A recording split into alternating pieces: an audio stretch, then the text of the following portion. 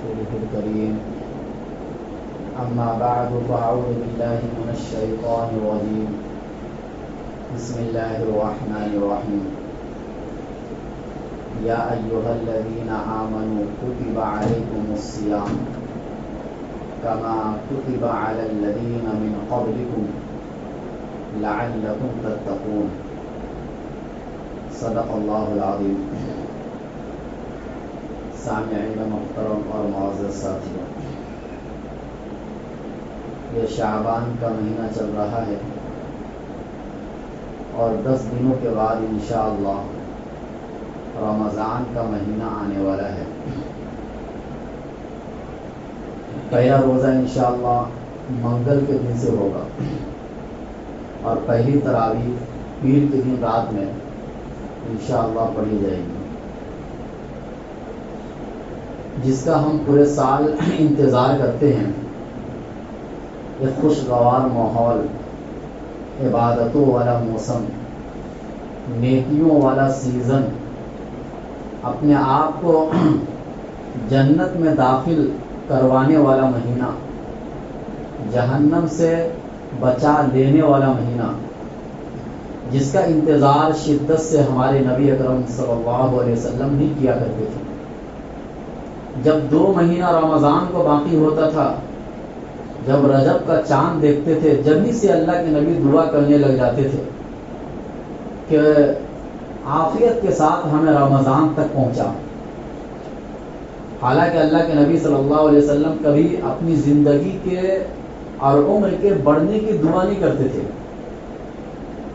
زندگی کے بڑھنے کی دعا اللہ کے نبی عام طور سے نہیں کرتے تھے، لیکن رجب کا چاند دیکھ لینے کے بعد اگر رمضان کا مہینہ نہ ملے تو بہت ہی افسوس کی بات ہے. اس لیے انسان کو یہ دعا کرنی چاہیے اللہ تعالیٰ سے کہ جب ہم نے رجب کا چاند دیکھ لیا، شعبان کا چاند دیکھ لیا، تو اب ہمیں رمضان سے محروم نہ فرما. بہت قیمتی مہینہ رمضان کا مہینہ ایسا مہینہ ہے کہ یہ سمجھو کہ جیسے یوسف علیہ السلام کے 11 بھائی تھے، وہ خود ملا کر 12، تو ایسے ہی رمضان کا مہینہ یوسف علیہ السلام کی طرح ہے اور 11 مہینہ ان کے 11 بھائیوں کی طرح ہے. اور جس طریقے سے ان کے 10 بھائیوں نے یہ مشورہ کیا تھا کہ ان کو جو ہے یا تو قتل کر دو اور یا یہ کہ ان کو کسی گڑھے میں ڈال دو، کنویں میں ڈال دو، لیکن بادشاہ نے اس کو خریدا تو کیا کہا کہ نہیں، اس کی عزت کرو، اس کا اکرام کرو. ایسے ہی ہم آپ سے یہ کہتے ہیں کہ رمضان کے مہینے کو نہ قتل کرو، یعنی اس کی بے احترامی نہ کرو، اور اس مہینے کو غفلت کے ساتھ نہ گزارو، بلکہ یوسف علیہ السلام کی طرح اس مہینے کا اکرام کرو. عسیٰ ان ینفعنا او نتخذہ ولدا، ہو سکتا ہے یہ مہینہ ہمیں نفع دے یا ہم اس مہینے کو قیامت کے دن شفاعت کا ذریعہ بنا لیں، کیونکہ روزہ بھی قیامت کے دن سفارش کرے گا جیسے قرآن سفارش کرے گا. تو اس لیے بہت ہی قیمتی مہینہ ہے. علامہ ابن الجوزی رحمۃ اللہ علیہ فرماتے ہیں کہ اگر جو لوگ قبر میں مردہ پڑے ہوئے ہیں، ان کو اٹھا کر یہ پوچھا جائے کہ آپ کی کیا آرزو اور تمنا ہے، تو ہر قبر میں پڑے ہوئے مردے یہی کہیں گے کہ رمضان کا ایک دن ہمیں نصیب ہو جائے، رمضان کا ایک دن ہمیں نصیب ہو جائے یا ایک لمحہ ہمیں نصیب ہو جائے، اس ایک لمحے میں ہم اللہ کو منا لیں گے. رمضان کا مہینہ اللہ کو منانے کا مہینہ ہے. رمضان کا مہینہ اللہ کی محبت کو اپنی طرف کھینچنے کا مہینہ. رمضان کا مہینہ وہ مہینہ ہے کہ بقیہ مہینے میں آپ اللہ کو اگر منائیں گے تو ہو سکتا ہے تھوڑی آزمائش ہماری ہو جائے، اللہ تھوڑا آزمائے ہمیں کہ بھائی بندے کو تھوڑا آزما لیتا ہوں، اس کے بعد میں اس سے راضی ہو جاؤں گا. لیکن رمضان کے مہینے میں فوراً اللہ راضی ہو جاتے ہیں. رمضان کا ہر لمحہ، چاہے دن کے اوقات ہو چاہے رات کے اوقات ہو، دعا کی قبولیت کا وقت ہے. بقیہ مہینوں میں آپ کو تہجد کے وقت کا انتظار کرنا پڑتا ہے کہ اس وقت میں اللہ سے راز و نیاز کی بات کر لیں گے. آپ کو مغرب سے پہلے کے وقت کا انتظار کرنا پڑتا ہے. کبھی ہفتوں بھر جمعے کے دن کا انتظار کرنا پڑتا ہے کہ اس دن اللہ سے دعا مانگ لیں گے. لیکن رمضان کا مہینہ ایسا مہینہ کہ کسی بھی وقت آپ ہاتھ اٹھا لے اللہ آپ کی دعا قبول کرنے کے لیے تیار ہے.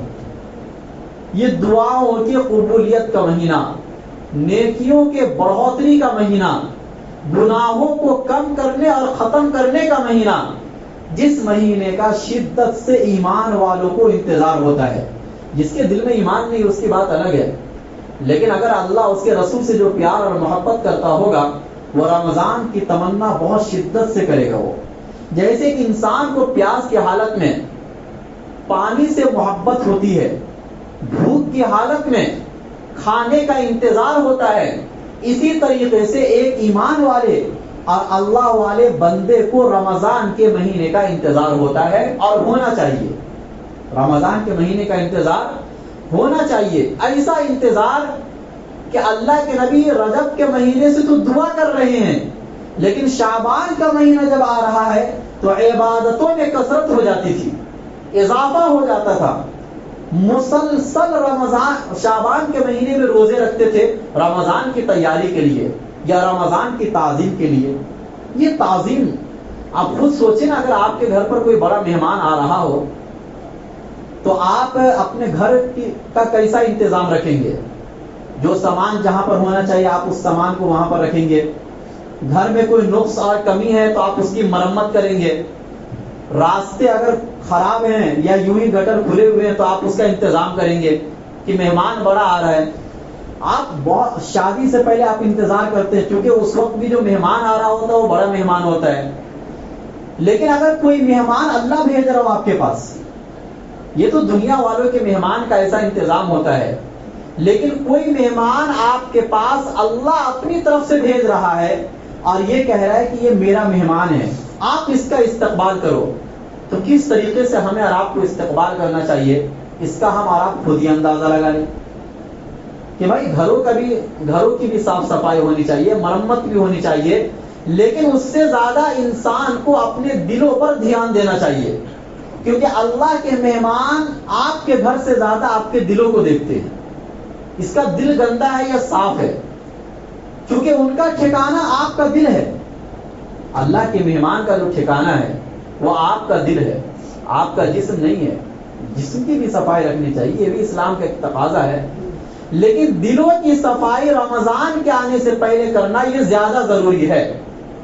دلوں کی صفائی حسد سے، کینہ سے، بغض سے، دشمنی سے، ان تمام چیزوں سے دلوں کی صفائی ہونی چاہیے.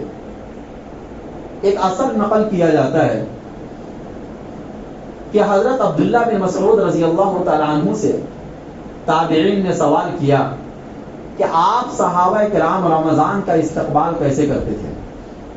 یہ ایک اثر ہے، روایتوں میں نقل کیا جاتا ہے، لیکن اس کی سند کا حال معلوم نہیں، لیکن بات میں وزن ہے کہ آپ رمضان کے مہینے کا استقبال کیسے کرتے تھے. صحابہ کرام کے بارے میں سوال ہوا تو عبداللہ بن مسعود رضی اللہ تعالیٰ عنہ نے فرمایا کہ ہم صحابہ کرام رمضان کا استقبال اس حال میں کرتے تھے کہ ہمارے دلوں میں کسی کی دشمنی نہیں ہوتی تھی.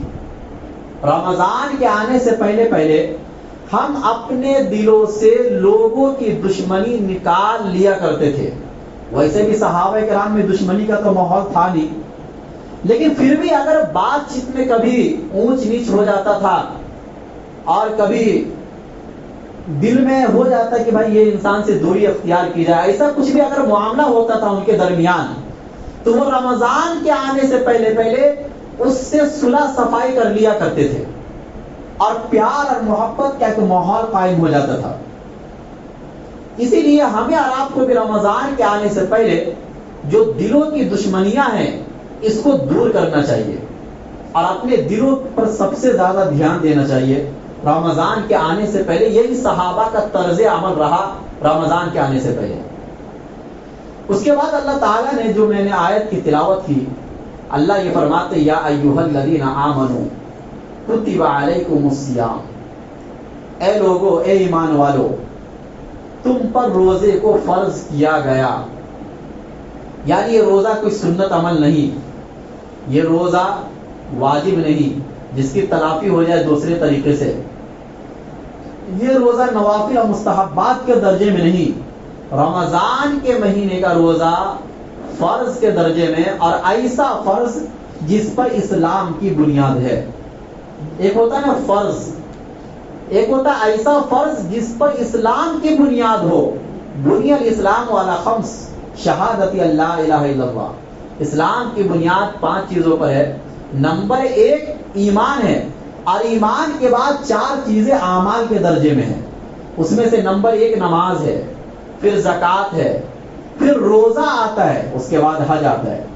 تو یہ روزہ ایسا فرض ہے جو شعائر اسلام میں سے بھی ہے، اور شعائر اسلام میں سے ہونے کے ساتھ ساتھ اسلام کی بنیاد اور اسلام کا کھوٹا ہے. اگر آپ نے اس کو گرا دیا تو آپ نے اپنے عمارت میں سے ایک کھمبے کو آپ نے گرا دیا، اس کے چھت کو آپ نے جھکا دیا گرا کے. آپ کا اسلام جو آپ کے دلوں کے اندر وہ جھکا ہوا اسلام ہے، سیدھا اسلام نہیں ہے. پھر ایسے انسان کے گمراہ ہونے کا خطرہ بڑھ جاتا ہے جو اسلام کے شعائر کو چھوڑ دے. اس لیے ہمیں اور آپ کو سمجھنے کی ضرورت ہے کہ اس میں اختیار نہیں ہے، چاہے تو رکھ لے چاہے تو نہ رکھے. علامہ ذہبی رحمۃ اللہ علیہ وقت کے بہت بڑے محدث اور فن حدیث میں بہت ہی مہارت تامہ رکھتے ہیں. انہوں نے ایک کتاب لکھی الکبائر، یعنی وہ کتاب جس میں مختلف احادیث سے چن چن کر کبیرہ گناہوں کا ذکر کیا گیا. وہ گناہ جو انسان کو قیامت کے دن ہلاک کر دیں گے، وہ گناہ کون کون سے ہیں. اس میں سے جب انہوں نے رمضان کے روزے کا ذکر کیا تو فرمایا ان المؤمنین مقرر، کہ تمام علماء کے نزدیک یہ بات ثابت ہے، گویا کہ اس بات پر علماء کا اجماع ہے کہ ان من ترک صیام شہر رمضان، کہ جس نے رمضان کے مہینے کا روزہ چھوڑ دیا، ایک روزہ بھی چھوڑ دیا، بلا مرض ولا عرض، بغیر کسی بیماری کے اور بغیر کسی سبب کے. یعنی سفر پر آپ ہو تو آپ کو اختیار ہے، اگر آپ بہت زیادہ بیمار ہیں تو آپ کو اختیار ہے. یہ 2 صورتیں اس کے علاوہ بھی ہیں. لیکن بغیر کسی سبب کے آپ صحت مند ہیں اور یوں ہی آپ نے روزہ چھوڑ دیا اس وجہ سے کہ دن بھر ہمیں محنت کرنا پڑتا. محنت عذر نہیں ہے، کام میں تھکنا یہ عذر نہیں ہے، بچوں کا امتحان آ رہا ہے امتحان یہ عذر نہیں ہے. اس حال میں آپ کو روزہ رکھنا ہے. عذر شرعی الگ چیز ہوتی ہے.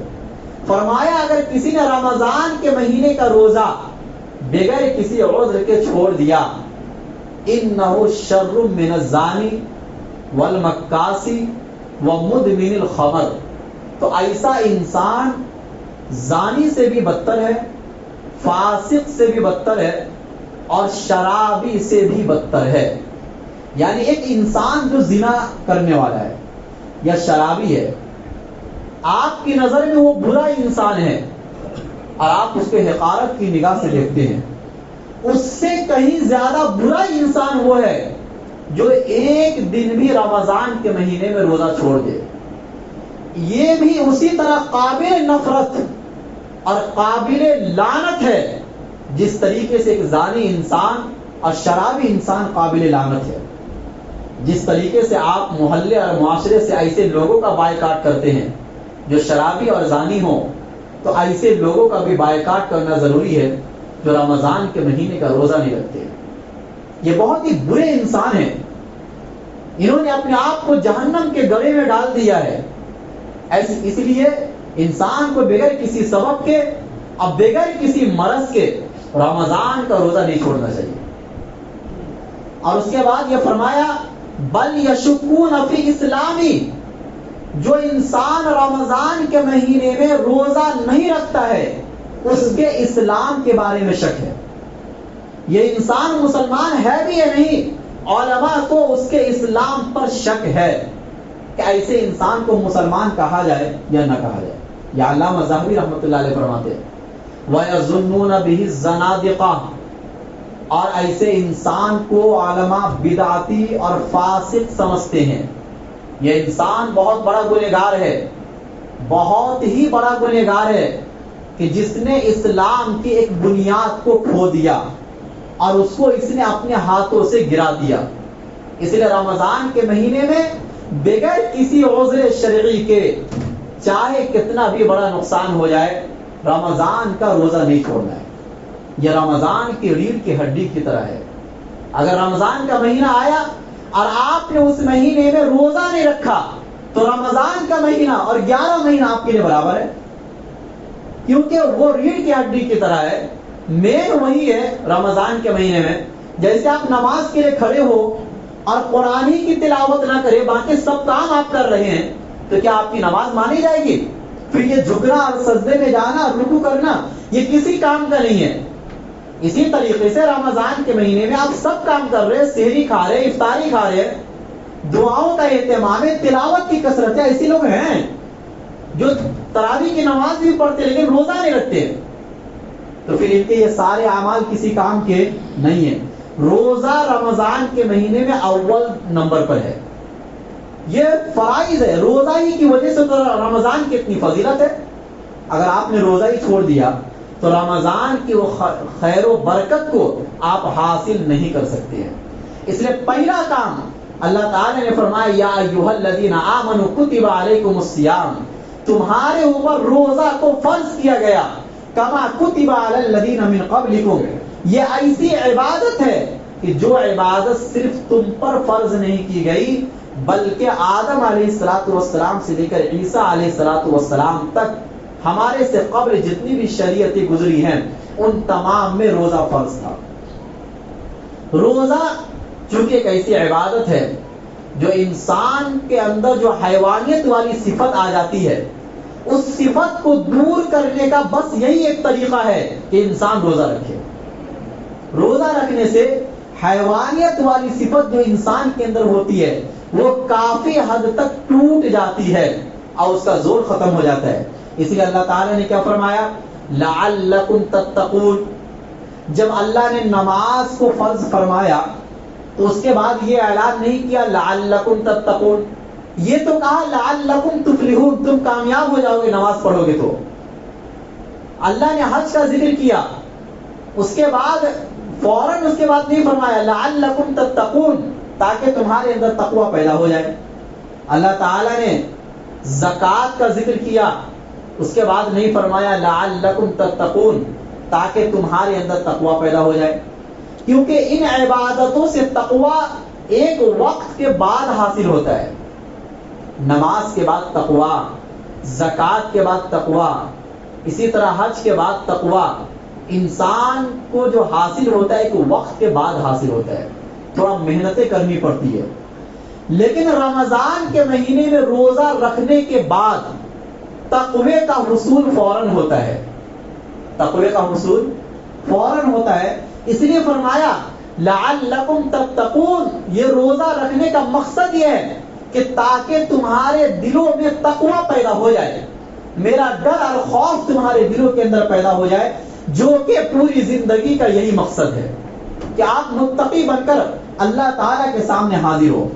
اللہ تعالیٰ نے قرآن کریم میں فرمایا انما یتقبل اللہ من المتقین, کہ اللہ کوئی بھی عمل تقوی والوں سے قبول کرتے ہیں.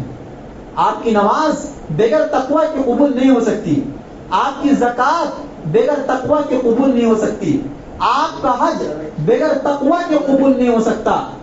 لیکن اگر کوئی ایسی عبادت آپ کو مل رہی ہے کہ جو عبادت صرف تقوی کے لیے بنی ہے تو وہ تو ہمارے لیے غنیمت ہے نا. اسی لیے رمضان کے مہینے میں روزہ رکھ کر ہم تقوی حاصل کرنے والے بن جائے, اس بات کی اللہ ہمیں اور آپ کو توفیق عطا فرمائے. اس لیے رمضان کے مہینے کی بہت قدر کرنا چاہیے. یہ عظمت والا مہینہ, یہ نعمتوں والا مہینہ, یہ اللہ کی طرف رجوع کرنے والا مہینہ, یہ نیکیوں کی طرف بڑھنے والا مہینہ, یہ گناہوں سے پیچھے ہٹنے والا مہینہ, یہ ایسا ویسا مہینہ نہیں کہ جس کو آپ یوں ہی غفلت کے ساتھ گزار دے, سستی اور کاہلی کے ساتھ گزار دے. فرمایا لعلکم تتقون. اچھا, ہمارے معاشرے کے اندر چند طریقے کے لوگ ہیں کہ جو رمضان کے مہینے کا استقبال کرتے ہیں. پہلی قسم تو وہ لوگ ہیں کہ جو ہمیشہ سے نمازوں کے پابند ہیں, عبادتوں کے پابند ہیں. جب رمضان کا مہینہ آتا ہے تو ان کی عبادتوں میں اور اضافہ ہو جاتا ہے اور ان کا مقصد صرف اور صرف تقوی کا حصول ہوتا ہے, اللہ کی رضا ہوتی ہے, کیونکہ وہ پہلے سے تیار ہوتے ہیں, ان کو ایکسٹرا کوئی تیاری کرنے کی ضرورت نہیں پڑتی ہے. لہذا رمضان کے مہینے سے بھرپور طریقے سے فائدہ یہ پہلی قسم والے اٹھاتے ہیں, جو ہمیشہ سے نمازوں کے پابند ہیں, عبادتوں کے پابند ہیں, گناہوں سے بچنے کے پابند ہیں, اور رمضان کا مہینہ آیا انہوں نے موقع جانا اس کو اور بہت زیادہ انہوں نے تقوی کا حصول اپنے اندر لے لیا. دوسرے وہ لوگ ہیں کہ وہ پہلے سے تو اس طریقے سے عبادتوں میں نہیں ہوتے جیسا ہونا چاہیے, لیکن پھر بھی وہ رمضان کے مہینے کو ایک غنیمت سمجھتے ہوئے عبادتوں کے پابند ہو جاتے ہیں. جیسے رمضان کا مہینہ آیا نماز کے پابند ہو جاتے ہیں, پھر پورے مہینے وہ نماز کی پابندی کرتے ہیں, پورے مہینے وہ روزہ بھی رکھتے ہیں, پورے مہینے وہ تراویح بھی پڑھتے ہیں, اپنی نگاہوں کی حفاظت کرتے ہیں. لیکن یہ وہ لوگ ہیں کہ جب رمضان کا مہینہ گزر گیا تو پھر ویسے ہو جاتے ہیں. کیوں؟ اس لیے کہ یہ شروع سے اس نیت کے ساتھ رمضان کا استقبال نہیں کیے جیسا کرنا چاہیے, یعنی تقوی کا حصول. یہ تقوی کا حصول ہر کسی کو حاصل نہیں ہوتا ہے. نمبر 3 وہ لوگ ہیں کہ دوسری قسم کے لوگ بھی اچھے ہیں کہ چلو کم سے کم رمضان کے مہینے میں تو اپنے آپ کو وہ اس لائق بنا لیے کہ رمضان کی قدر اور عظمت اور منزلت ان کے دلوں میں بیٹھ گئی, اور ہو سکتا ہے اگر اللہ چاہے تو ان کو رمضان کے بعد وہ والی زندگی عطا کر دے جو ہونی چاہیے. تیسری قسم وہ لوگ ہیں کہ جب رمضان کا مہینہ آیا تو معاشرے کی بنیاد پر کہ محلے اور معاشرے میں سب لوگ روزے سے ہیں, سب لوگ تراویح کا اہتمام کر رہے ہیں, چلو ہم بھی کر لیتے ہیں, تو ان کے دلوں میں اللہ کی رضا نہیں, خوشنودی نہیں, معاشرہ بن گیا, ماحول بن گیا, اس لیے آپ نے روزہ بھی رکھ لیا, تراویح کا بھی اہتمام کر لیا. اس کو بھی لعلکم تتقون, تقوی کا جو حصول ہے وہ نہیں ملتا ہے, پھر وہ رمضان کے بعد والی زندگی اس کی ویسی ہو جاتی ہے. چوتھے نمبر پر وہ لوگ ہیں کہ رمضان کا مہینہ آنے کے بعد بھی اس کی زندگی ویسے ہی ہوتی ہے جیسے 11 مہینہ ان کی زندگی ہوتی ہے. تو ان کو نہ رمضان کی برکتیں حاصل ہوتی ہے, اور رمضان کا جو اصل فائدہ تقوی ہے وہ تو بالکل بھی ان کو نہیں ملتا ہے. اور 5ویں قسم وہ لوگ ہیں کہ روزہ وغیرہ تو رکھتے ہی نہیں بلکہ رکھنے والوں کا مذاق اڑاتے ہیں اور لوگوں کے دلوں میں شک و شبہ پیدا کرتے ہیں, اور ان کے گناہ میں کسی بھی قسم کی کوئی کمی نہیں ہوتی ہے, بس ان کی زندگی ویسی لاپرواہی والی گزر رہی ہوتی ہے. اس لیے ہمیں اور آپ کو کوشش یہ کرنا چاہیے کہ جو پہلی قسم ہے کہ رمضان سے پہلے بھی عبادتوں میں مشغول ہوتے ہیں اور رمضان آنے کے بعد اور بھی زیادہ وہ عبادتوں میں مشغول ہو جاتے ہیں, تو چونکہ آج سے 8-9 دن باقی ہے, آپ چاہے تو پہلی قسم والوں میں شامل ہو سکتے ہیں. آپ اپنے آپ کو ابھی سے اس لائق بنا سکتے ہیں کہ رمضان کا استقبال کرنے والے آپ بن جائیں. اس لیے کہ اس کا سب سے بڑا فائدہ یہی ہے کہ آپ کے دلوں کے اندر تقویٰ پیدا ہو جائے. اس لیے کہ انسان کے اندر ایک حیوانی صفت ہوتی ہے اور ایک فرشتوں والی صفت ہوتی ہے. اسی وجہ سے فرشتوں والی صفت کا تقاضا یہ ہے کہ آپ نماز کی پابندی کریں, روزہ رکھیں, آپ تلاوت کا اہتمام کریں, ذکر و اذکار کا اہتمام کریں. اور حیوانیت والی بھی صفت انسان کے اندر ہوتی ہے, اس لیے ہم کھاتے ہیں, پیتے ہیں, شہوتوں میں منہمک ہوتے ہیں, مشغول ہوتے ہیں. اللہ تعالیٰ نے یہ چاہا کہ رمضان کا ایک مہینہ تربیت والا مہینہ, جس میں شہوتوں کو جن چیزوں سے طاقت حاصل ہوتی ہے, یعنی کھانے پینے سے شہوتوں کو طاقت ملتی ہے, اللہ نے ان چیزوں سے آپ کو روک دیا اور یہ کہا کہ پورے دن آپ کھانے پینے سے باز آ جاؤ, رک جاؤ, تاکہ آپ کے اندر فرشتوں والی صفت پیدا ہو جائے. یہ ایک لمبا مضمون انشاءاللہ اس کو آگے بیان کیا جائے گا, لیکن آج سے ہم اس بات کا عہد کریں کہ رمضان کا مہینہ بہت قریب ہے, ہمارے سروں پر ہے, ہمیں خوشی کا ماحول بنانا چاہیے. اور اسی طریقے سے اگر ہمارے اندر کوئی گناہ ہے یعنی گناہ کبیرہ, تو ان تمام گناہوں سے ہم توبہ کریں تاکہ رمضان کے مہینے میں رمضان کی برکتوں کو مکمل طور سے ہم حاصل کرنے والے بن جائیں. روزوں کا اہتمام کریں, اس بات کا عہد کریں کہ اس سال کا رمضان پہلے سال کے رمضان سے الگ گزاریں گے. اگر پہلے سال کوئی کمی کوتاہی ہو گئی تھی جس کا افسوس ہمیں عید کے بعد ہوا تھا, تو وہ کمی کوتاہی انشاءاللہ اس والے رمضان میں نہیں کریں گے. ہر رمضان کو اپنی زندگی کا آخری رمضان سمجھ کر گزارے. ہر رمضان کو اپنی زندگی کا آخری رمضان سمجھ کر گزارے, کیونکہ اگلے رمضان کو آنے میں 11 مہینے ہوتے ہیں. اب 11 مہینے میں آپ کے ساتھ کیا حادثہ ہو جائے, ہمارے ساتھ کیا حادثہ ہو جائے, خدا نخواستہ ہم دنیا سے چلے جائے, تو اس کی تو کوئی گارنٹی نہیں لے سکتا نا. اس لیے رمضان کا مہینہ بہت ہی قدر اور منزلت والا مہینہ ہے.